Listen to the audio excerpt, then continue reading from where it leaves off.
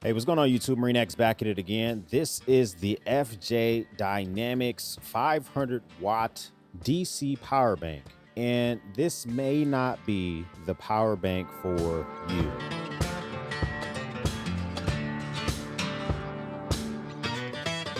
So listen, I've had my fair share of power banks, whether they're AC/DC, AC/DC, or they're DC only or battery banks or whatever.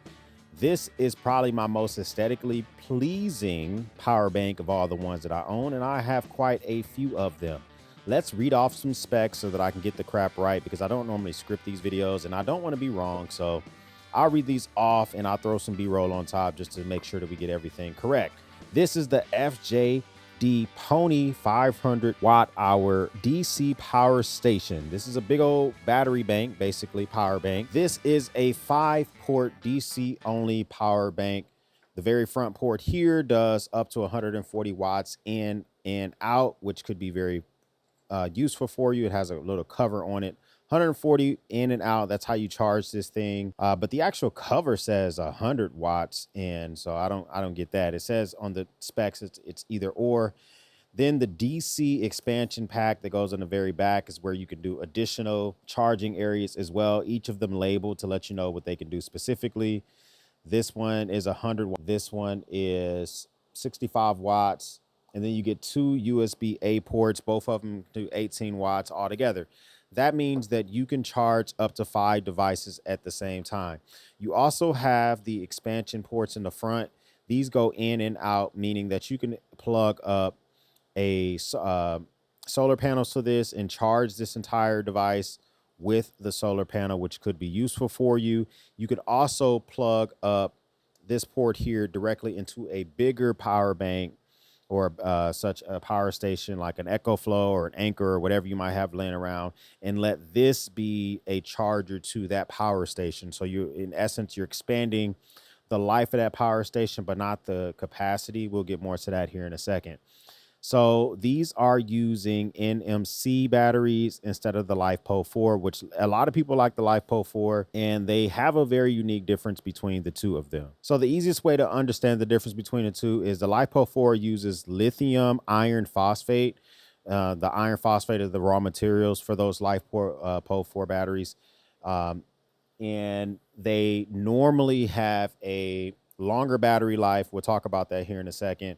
Whereas the NMC batteries uses nickel, magnesium, and cobalt as the raw materials for the batteries themselves. They both have their pros and cons. I'm going to tell you why that could be a con in this form factor when we get to that here in a second. This thing is a pretty small, looks like a little baby luggage container, is like the easiest way I can describe this overall. It weighs about 7 pounds. It has this like leather grab handle at the very top here, so that you can easily just grab this. Very, very muted logo. So you can on the top as well. Built-in cover. You can actually take this off with this little, there's like a little button on the side or a little hook on the side to let you take this off if you want to. I've left it on. I've had this for over a year, about a year and a half. So I feel like I'm very comfortable to give a review on this thing overall. Wait, espresso. Power shot. This is my RAV Power battery bank that I use to power all sorts of things. I'm using it to power this audio recorder, which is recording audio for this video. This thing is 90 watt hours. This is 500 watt hours. In theory, just to keep the math super simple, this is 5 of one of these. Now, it's not exactly the same because they're using 2 different type of batteries, and we'll talk about that now. So this is using the NMC batteries, which is the first con about this thing. Nickel, magnesium, and cobalt batteries are much more efficient when they come to high energy density. High energy density meaning that a smaller battery can store higher energy. That's how you're able to get 500 watt hours of power in these batteries, because you've seen me review some of the larger battery banks, which are only like 300 watt hours. Those are using LiFePO 4 batteries. The batteries have to be bigger to store the energy. That's a pro for making a smaller item, but it's a con because less charge cycles than a LiFePO 4 battery. For instance, a LiFePO 4 battery, same size, could take probably 10,000 recharges, maybe 3 to 10. It just really depends on the makeup of it. These can do about 10 times less than that. So if this was an equivalent LiPo 4 power station, then that power station could last over a decade, and this one won't have such the same type of battery life. But it does have its pros to use NMC battery banks. Is they're more efficient in colder weather. So if you're going to take this out with you camping, you're going to set this on a picnic bench and you're going to plug up all your devices. This is going to be more efficient at charging, outputting energy when it's cold outside versus LiPo 4 batteries. But conversely, in my experience with this thing, all batteries have a natural discharge state that they do when they're sitting around. LiPo 4 batteries are much better in heat. So I work in a garage. If I leave my power banks sitting around in heat, LiPo 4 or phosphate base batteries are better at discharging less heat. So if a battery's at 100%, I leave it around for an entire month. At the end of that month, it might lose 5%. These things can lose up to 30% sitting around in a hot garage or a hot environment. So that's something else that you want to consider as well. This normally lays around $240. It always has coupons. It always finds itself below $200. Check the pricing down below because you can get the best pricing there as well. Now, at that price point, you're really looking at getting this, which is DC only, or getting a bigger power station by like Anchor or EcoFlow, or getting something smaller by like, like an Anchor or a Char Geek or a Rav Power, some of those smaller, those sleek looking power banks that we've been seeing nowadays that have screens on the front and all those don't have the same capacity as this, and they almost cost the same amount of money. I can't travel with this. It's as small as it is, and as much as they're trying to purport this to be a very small, portable type of thing. It is small, it is portable, it has rubber feet on the bottom to keep it from moving all over the place. So if that's important to you, but you can't take this onto a plane, and that's something that you might want to consider as well. So the very back of this has these DC ports that I mentioned earlier. These actually snap off, and you can take them off, and you can kind of take them and use them as you see fit, or whatever the case may be.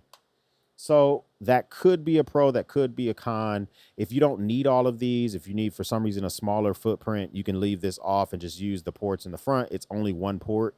Well, I guess the solar ports as well. But it snaps back in pretty easily. It's a one button functionality. So you can just hold this down. It turns on. You see I'm at about 75% capacity. And so that's pretty cool.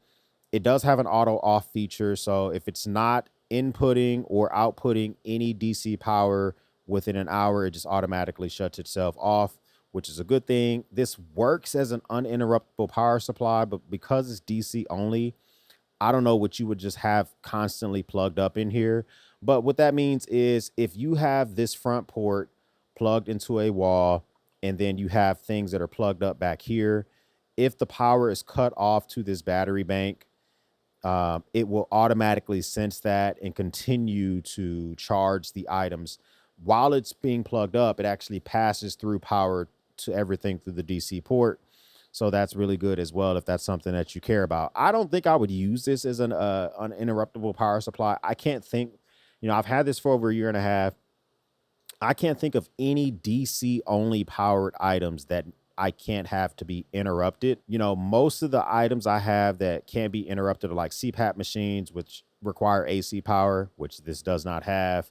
Electric blankets, maybe I don't want those to lose power overnight. So this is generally safer to leave around kids. So if you're leaving this around a bunch of 2-year-olds, 3-year-olds, and they're plugging all their devices up and someone chews on the cord or something like that, it's less of a shock, less of a risk of shock because current from that device is not being sent back to this device. So that's something that you might want to look for as well. It also has 0 decibels, no fans, makes no noise whatsoever. So if you're going to bring this into a tent with you, which I've done before, if it's going to be sitting in the back of a car or something like that, it is 7 pounds. So if you're going to be putting this on the floor, let's just say, for instance, you're in an SUV or something like that, you can set this on the floor in that SUV, and you got kids sitting in the second row, kids sitting in the third row. They can all plug up in this thing. And when you're driving, this isn't moving anywhere. So everyone's going to have their devices plugged up, and no one's really going to complain that, you know, their plug came loose or whatever like that. So that could be a positive as well. You can basically charge your laptops about 6 or 7 times, a 70 watt hour laptop, 6 or 7 times with this thing. Anything that you could think of that's DC powered, you can charge with this. So why am I saying that it might not be for you? $269 with a $30 coupon, which brings it to the same price as their website. $239. So let's just say that this thing always hovers around 240 bucks. You're asking $240 for a DC only power bank. That could be worth it for you, but it's a hard recommendation that I can make at that price point. I normally would recommend something like this if you can get it below $200, near like $185, because there's a lot of competitors that are offering a lot of power, like Anchor, Basis, SharGeek, Rav Power, because all those devices I just mentioned range between $120 and $160. None of them can get anywhere near this battery capacity, but they're way more portable. You can take them onto a plane. You know, overall, you can damn near stick them in like a laptop case or bag or a backpack. You can stick this in a backpack, but you're going to know that it's back there. So at $240, I understand the pricing, but I don't think I would spend that. And full disclosure, FJDynamics did send this out to me. They didn't pay me. They don't require a review. Matter of fact, I told them I probably wasn't going to do a review. I decided to do a review because a lot of folks see this sometimes in the back of my videos. I use this when I live stream. So whenever I'm live streaming, I have both my cameras plugged up in here. I normally have this recorder plugged up. This thing keeps everything charged perfectly. You're probably going to use this more at a soccer game or a cheer event or a dance recital, or if you're going a day out at a museum, you're sitting at a park, you're camping, you're going to plop this down in the middle of a picnic table and let everybody plug up their devices. That's one thing I could see this being used for. Another thing that I absolutely do not like about this is its charger. So in the actual package, you're going to get the DC power unit. You're going to get the actual power station itself. And then you're going to get this actual charger to charge the device, and it comes with a USB-C cable, which I've long lost, but you can easily replace that as well. This is supposed to be a GAN charger, which is supposed to be super efficient. This is the hottest filling GAN charger I've ever owned at all. Because this charger gets so hot, it periodically will shut off some of these other ports that are on here. So it's supposed to be able to output up to 100 watts. And if you plug up other devices, it's smart. It's supposed to distribute those watts to those items or whatever the case may be. But it gets super hot compared to something like this. You know, so this is a 100 watt GAN charger by Ugreen. They're about the same size. The Ugreen one is a little bit smaller. The Ugreen has 3 USB-Cs and 1 USB-A. This gets warm. Just, you know, these both have, you know, they're both GAN chargers, but this one won't shut any of the ports off. It will continue to charge. I use it all the time. So you have different options. Speaking of charging, this thing takes forever to charge. At 100 watts, this thing probably takes 4 to 6 hours to fully charge. That's really slow. And that's because this is a DC power station, whereas the bigger power stations that are comparable in watt hours, so like by EcoFlow or whatever, they come with AC ports. Like my EcoFlow 600 watt power station can charge in an hour from 0 to 100% because of the AC port. This one takes forever to charge. It doesn't get really warm, even when it's charging or when it's outputting, it doesn't get warm, but it does take forever to charge. So if you need this thing to charge in a pinch or a rush, you're not going to be a big fan of that. Another thing that's kind of annoying is these lights stay on the entire time you're using it. So if you're outputting to something, these lights don't turn off. This light doesn't turn off. And although it makes no noise at all, in a dark tent, these lights are bright and you can't turn them down. You have to actually put a little bit of duct tape over the front of this whenever I'm using it, just to kind of calm that down a little bit. I wish they would have the option for this to go off. And over $200, it's hard to recommend something like this that doesn't have any AC outputs. If it doesn't, no ability to plug up any other devices other than DC. But this is it's a tough recommendation. So let me give you my recommendation for Marine X and Uncle X, like I like to do here sometimes. So from the perspective of MarineX, MSRP is $3.99 on their website, $2.99 on Amazon. I don't know what they want to be, what they want to grow up.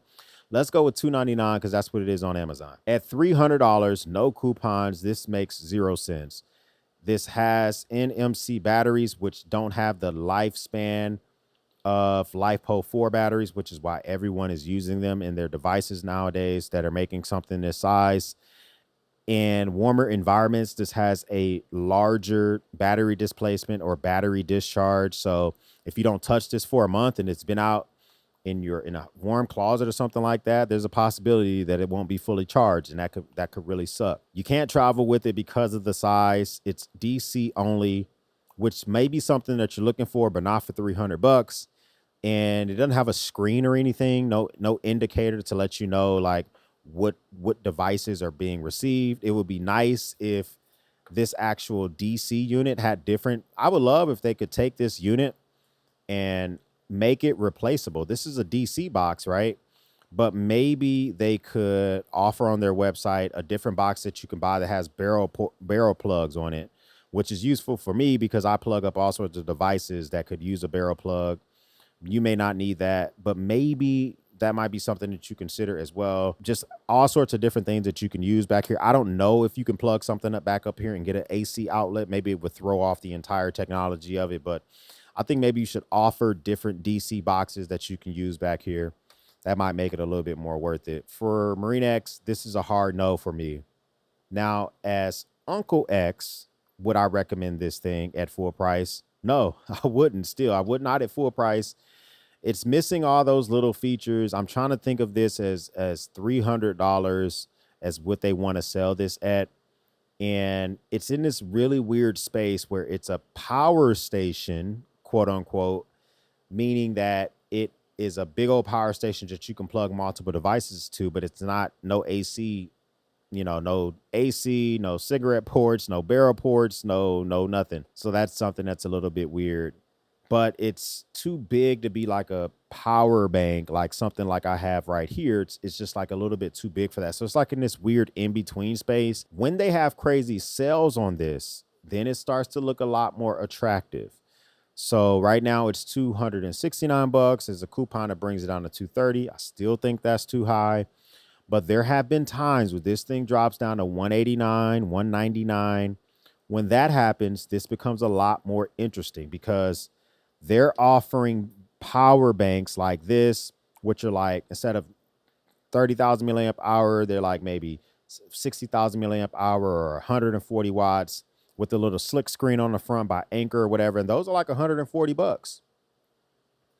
So would I recommend spending $40 or $50 more and get this thing if that's what your goal is, to charge devices? Yes. Then I would say $189, $199. This makes sense. You can be the hero at your parties, at your campsites, and on long car trips, on whatever, for less than $200. I could easily recommend this, but for more than that, yeah, FJDynamics, I like where you're going with this concept, but the price on this, the limitations on it, and this annoying light in the front make it a hard pass. Am I wrong? Do you already own one? I would love to know with your comments down below. If this is your first time stopping by, hit the subscribe button. I like to do random reviews, talk about random stuff kind of when I randomly want to. If this is not your first time stopping by, I'm not talking to you. You've already done what I need you to do, and I appreciate that once again. For everyone else, we'll speak soon.